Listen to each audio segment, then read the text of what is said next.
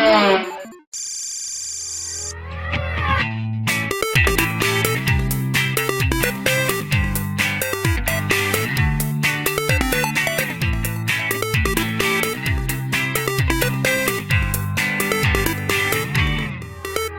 I'm back with the Emmenses, and I've grabbed Mary, persuaded you to have a bit of a chat again about video games. So we talked a while ago, and I was saying maybe you need to find a way to play games with the family, or no, I haven't played any games.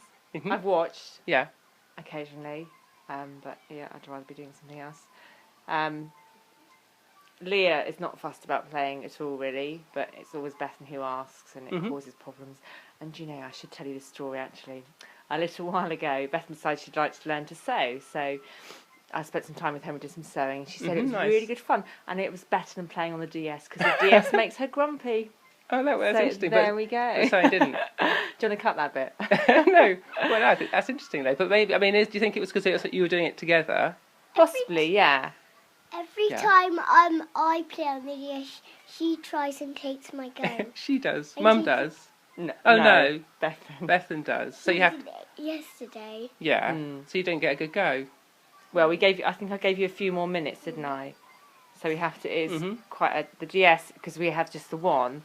It is quite closely and managed. That's quite usual. Not many people would have more than one. Yeah. But, your cousins have got one each, haven't they? Yeah. So we haven't played much Xbox, I guess, because we're coming into the summer. Mm-hmm. Okay, the last 2 days have been warm, but so I guess we're doing more stuff outside.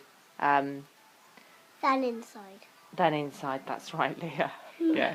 So out in the park. Yeah, a bit of fresh air, getting out. When we last talked, you just had a 360, the Xbox. How is it being? Because I know that they got quite into Nintendogs, and I caught wind that you maybe thought that was slightly more, I don't know, accessible or interesting. It was solving the issue of somebody might want a pet. Yeah, right. So there's like an alternative. It was a very good substitute because you could just shut it when you've had enough and put it away. Yeah. Which is quite nice. And but then I think you gave us Mario Tennis, and then Nintendogs has been, I don't know, those animals must be dead, really, because they've not been. Well, they're probably hungry and needing a wash. I don't think and they dirty. actually die. I don't know. That would be a good lesson, I They thought. are not dead. They're a toy. They're a toy. Okay. Yeah. So it's not like it's different to a real pet. Yeah. Yeah, they did quite enjoy Nintendogs, and it was, gave them a sense of responsibility, I suppose, of the things they had to do with the pet, and you learned a bit. And did you see them play that? Do you get a sense of what was in the game? No, I guess they tend to play it after school, obviously, and they get 10 minutes each, so quite often Leah will come and play in the kitchen when I'm cooking the tea. Oh, yeah. Oh, right. Yeah, because it's portable, she can be... Well, because she's trying to get away from somebody else as well. Who's sneak off and play it when no one's watching. Just sort of... Someone's trying to tell her what to do. Yeah. So I guess I had an idea from that, and I hear them saying, "Reuben, Reuben," and then Matthias actually would just go around saying the word, whatever the dog's name is at the time, because they got through quite a few dogs, didn't you? Yeah.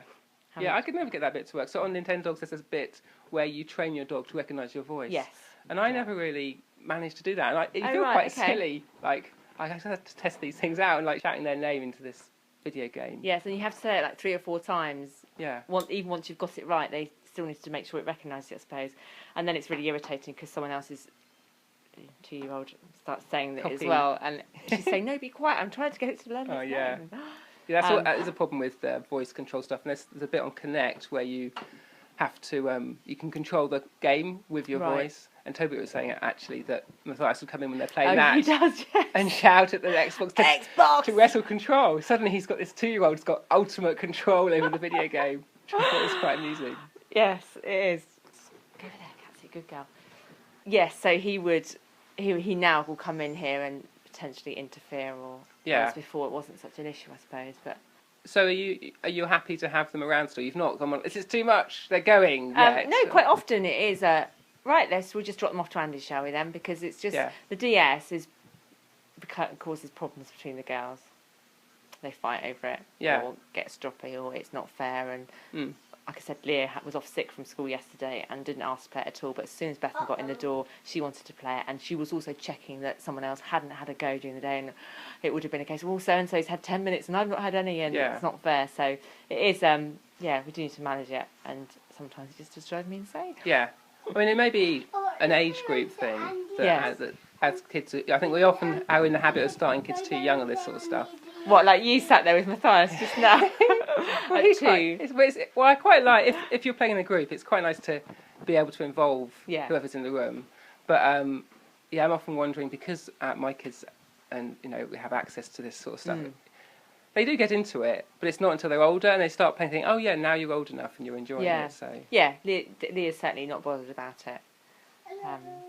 But Bethan's quite keen to play. Yeah. Cool. Well, thanks for having us here today. It's a pleasure. And we'll keep tracks of how you get on. Great. Well, we'll be back with more Family Gamer TV soon.